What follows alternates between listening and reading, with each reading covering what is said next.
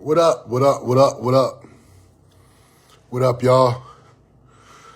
How everybody doing? It's your boy, Sid Linus. Today we are talking about Bleacher Report's top 100 NBA players of all time.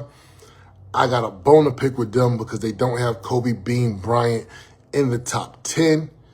And I don't think LeBron James should be in the top 10. That's my only point.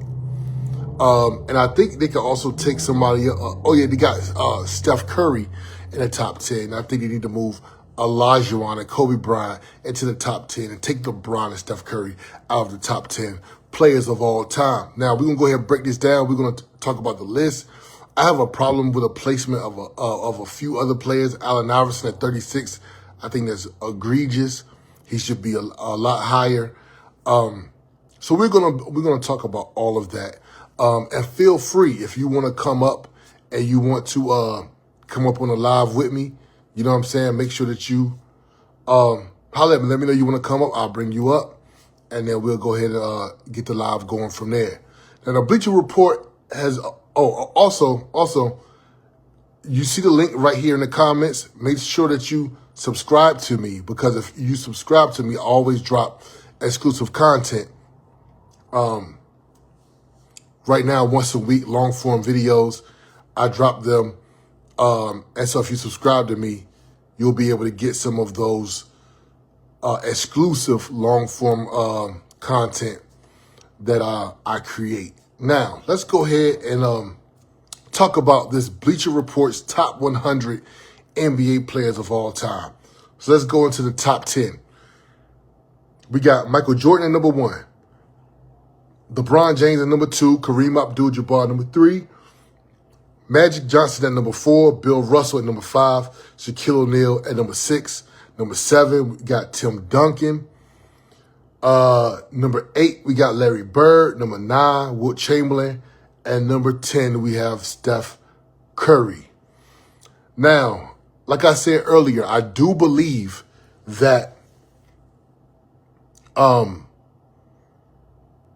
I'm taking LeBron and Steph Curry out because I don't really feel like there's any way you can have a top 10 without Hakeem Olajuwon and Kobe Bryant. Now, some people may say that, sometimes in death, we put people up higher than what they're supposed to be. We hold people up to a higher standard. But I've always had Kobe Bryant at number 7. And this has always been my top 7. And I have a problem with them having Wilt at 9. Okay, so Magic Johnson and Michael Jordan has always been my 1-2 punch when it comes to the top 2 players that ever played the game. I think that's who it is. I think it's Michael Jordan and Magic Johnson. Then after that, I will go with Wilt. Then I will go with Kareem. Then I will go with Bill Russell. Then I have Shaquille O'Neal and Kobe Bryant. Then you bring in Tim Duncan, Larry Bird, and then at 10, you put in Hakeem Olajuwon. That's my top 10. And look, I totally understand, the Bleacher Report having LeBron James at number 2. Because the amount of things that he has accomplished in this game, and for him to play as long as he did without any significant injuries, and to, be the all-time leading scorer, get 4 rings, you can't deny the resume. And so when we talk about the top 100 NBA players of all time, we're talking about the greatest list. And when you talk about the greats, you have to have a resume. And LeBron James definitely has a great resume. But there is something inside of me who believes that there's a guy on this list at number 24. Okay? There's a guy on this list at number 24. And to me, I feel as though LeBron James would have had a similar career to this guy at number 24 if he wouldn't have left and played with the Miami Heat and got with Dwayne Wade and Chris Bosh. Now, people do not remember, but LeBron James and Dwayne Wade at that time were both top 5 players in the league. Okay? Then Chris Bosh was a top 10 because that year in Toronto, Chris Bosh had averaged 27 and 13. You pick me any guy in today's league that averages 27-13, he's automatically going to be a first team or second team All-NBA, a top 10 player. So then you have LeBron leaving Cleveland, and a lot of people, they only remember LeBron losing to the Celtics because the word is always Celtics had a better team. You know what I'm saying? He needed more help. They had Ray Allen. They had Paul Pierce. They had Kevin Garnett. You know what I'm saying? He wasn't able to get past them. But he wasn't even getting past Orlando with Dwight Howard and Turkoglu and JJ Redick, I think, was on that team. You know what I'm saying? So those are the guys that he couldn't get past with that Cleveland team. And so at number 24 is Giannis Antetokounmpo. And we're watching a guy, Giannis, who has stuck with this Bucks team for a very long time. Giannis is you know, he's not a shooter. You know what I'm saying? He goes to the basket. He has a very specific type of game. But if you look at his stats are off the charts and dynamic, right? But if Giannis would have left the Bucks after 7 years and went to a team that was stacked or with players who were top 10, top 15, Giannis would have way more rings by now. But I think LeBron James, he was the first one to make that decision to be able to go link up with people and go play, link up in that type of way in free agency. Because before that, the temperament has always been we're going to compete until we get all older, and then we can go ahead and do it. But not in our primes. In our primes, we're going to compete. And so LeBron was the first one to take that leap. We're going to the Miami Heat. And he learned how to win a championship. Now, here's also a knock on, and when I say this, when I say knock on LeBron, I'm splitting hairs. I understand the resume. But then the other knock on LeBron is that you go to Miami with Chris Bosh and Dwayne Wade, and I feel like y'all should have won, out of all those 4 rings, you should have won 4 rings. I mean, all those 4 years, you should have won 4 rings. But you went 2 out of 4. I'm sorry. If you put Magic with Dwayne Wade and Chris Bosh, they're winning 4 rings in a row. It wasn't like you had the hardest teams to play against. I mean, who did you play against? A very young OKC. You played against a Dallas Mavericks team. And you played against the Spurs twice. But the Spurs were old. Tim Duncan was old. Tony Parker was old. Ginobili was old. You know what I'm saying? So I believe that Kobe Bean Bryant is higher. Now, mind you, a lot of times we want to take away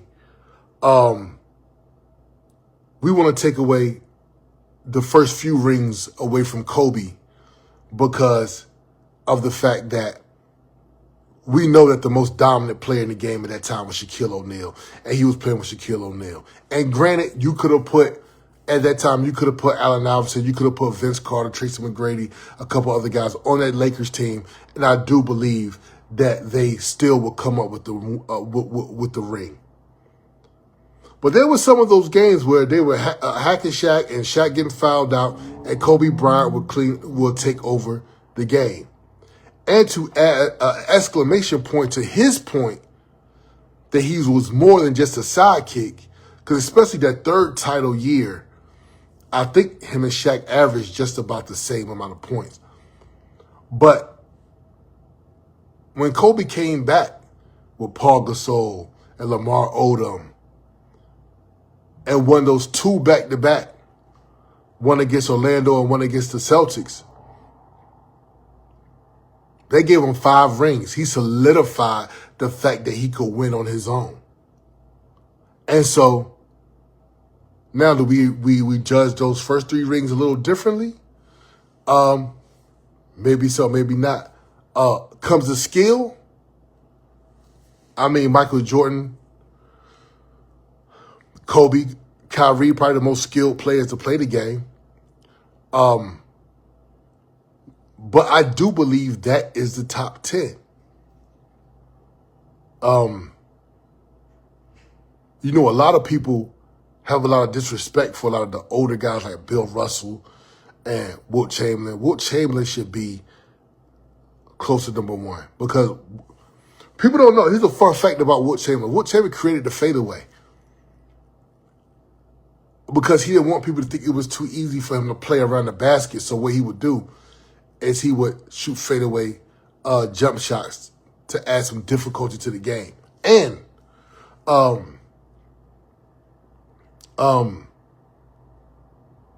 there's this narrative that Wilt Chamberlain was playing against guys 6'1", 6'2", and those are the guys he was being guarded by because there wasn't tall players back then.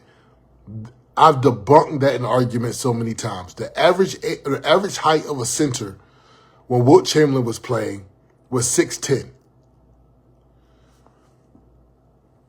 And that's pretty much an average height of an NBA center throughout the years.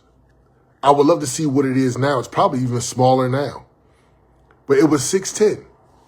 And he played against Wilt. I mean, he played against Kareem. He played against Bill Russell. You know what I'm saying? But that's my top 10, man. That's my top 10. A couple bones to pick I have about this list. Julius Erving at 20 should be higher. And the Kevin Durant and Steph Curry, they've become intertwined in a way where Steph has won 2 rings without Kevin Durant. But Kevin Durant went and won his 2 rings with a team that's already practically unbeatable. There has to be consequences for stacking your teams like that. You know, it's these guys, they're good on their own, but they can't win it on their own. Then they go play on very stacked teams, win rings, and then we're supposed to treat them like they're Tim Duncan or like they're, you know what I'm saying, like some of these other guys, like they're Larry Bird. No, you can't get treated like that. Like there has to be a consequence for leaving your team and going to get with other top 10 guys. There has to start being consequences. Because that's the reason why one of the reasons why the NBA is where they at now. We've done a poll. We did a poll on what's the worst things in the NBA: tanking, load management, too many threes. This is what's been going on. And there has to be consequences for grouping up with other great guys. And so I have to put that on LeBron and I have to put that on Kevin Durant. If you look at Michael Jordan, LeBron James, Kareem Abdul-Jabbar, Magic Johnson, Bill Russell, Shaquille O'Neal, Tim Duncan, Larry Bird, Wilt Chamberlain, a lot of those guys, they played on the same teams they were drafted by. They were on the same teams they were drafted by. Hakeem Olajuwon. You know what I'm saying? I understand free agency is different now, but these guys play on the same team that they were drafted by. I have a problem with Isaiah Thomas being at 27.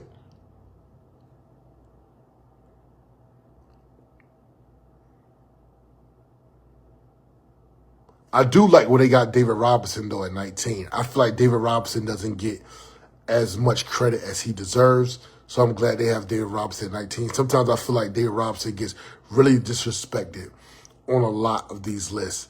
So I'm very glad that he is at 19. But Isaiah Thomas should be much higher.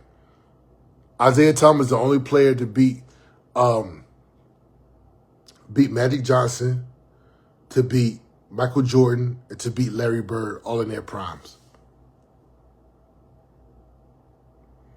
So we got to put some respect on Isaiah Thomas' name. Number 30, they got Chris Paul. I don't know how in the world you have Chris Paul at 30. Chris Paul has never won an MVP. Chris Paul has never went to the finals. Chris Paul is just a really great basketball player who had a really great long career and probably broke a lot of records. You know what I'm saying? Great with assists. Well, he didn't break an assist record because that's Stockton, but steals. But for him to be at 30, I mean, what constitutes him being at 30? He's never been the leader of a team with a deep playoff run. The only deep playoff run that he had was when he was with the Houston Rockets, and that was James Harden's team. And of course, I think if he wouldn't have got hurt, they would have won. But with that being said, him being at 30 over guys like John Havlicek, over Kawhi Leonard, over Steve Nash, and that's the thing I don't understand. Because if you look at Steve Nash, you look at Chris Paul, you look at them as being similar players, very heavy on facilitating, very heavy on assists, not going to score, need other scorers on their team, things of that nature. Or even Jason Kidd at 33. But you put Chris Paul in there, and you got them above Jason Kidd and Steve Nash. But Steve Nash has 2 MVPs. Steve Nash got 2 MVPs. And Steve Nash never took a team to really deep into a playoff run, but he got an MVP. He got 2 MVPs. Jason Kidd has a ring.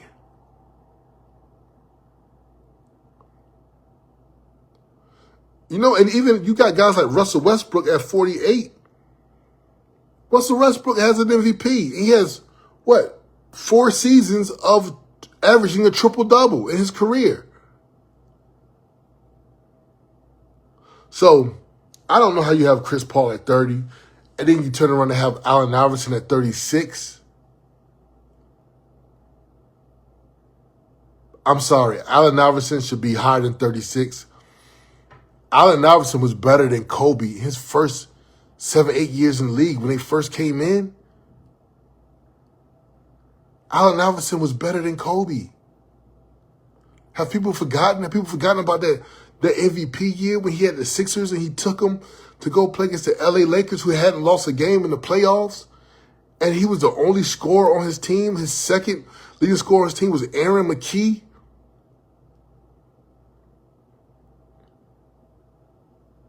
Or the other year when it was like, I forgot what it was, 2006 maybe, 2005, or either 2004, 2005 maybe, when he averaged, I think, like 31, 32, and like 8 assists. Like, he's had some, he's an incredible player. These are just the things that just concern me. about this list, but I love it when people come out with lists like the Bleacher Report, and they come out with lists and things of that nature because it gives us stuff to argue about.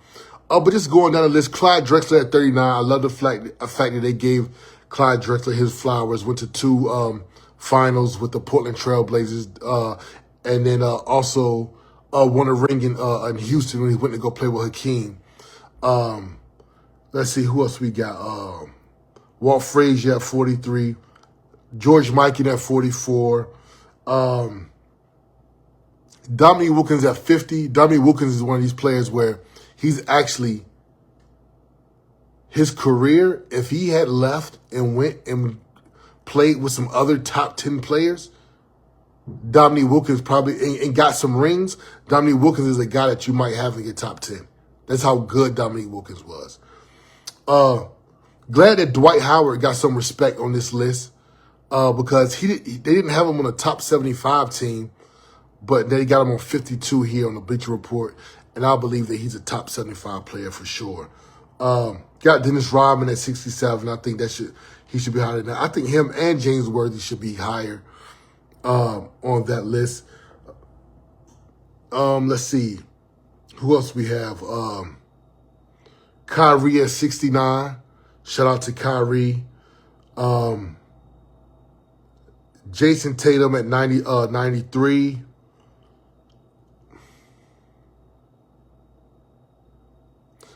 I'm sorry. If you have, so we're making this list. Luka Doncic is at 57.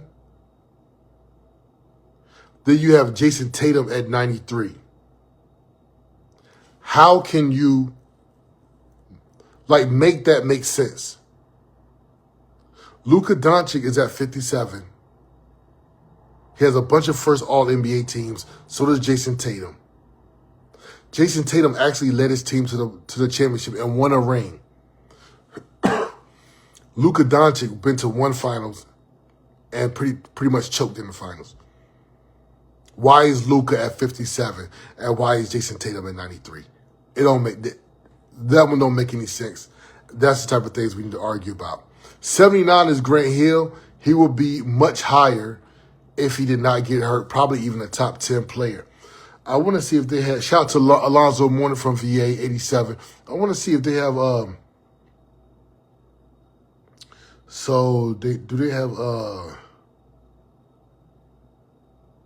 so on this list, they don't have Anthony Hardaway. And so these are the 2 guys that I always think about, Grant Hill and Anthony Hardaway. If they wouldn't have got hurt, where would they have been? And especially on a list like this, they would have been much higher. Much higher. They were great players, but injuries derailed their careers.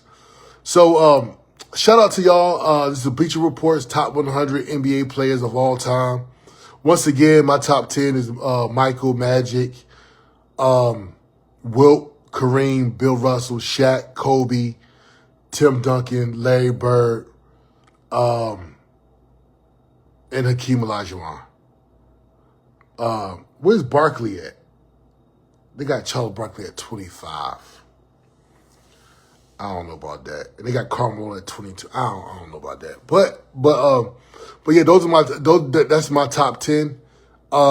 Feel free to put your top 10 in the comments. And make sure you subscribe to me because I'll be dropping some exclusive videos pretty soon. All right, peace. Keep God first.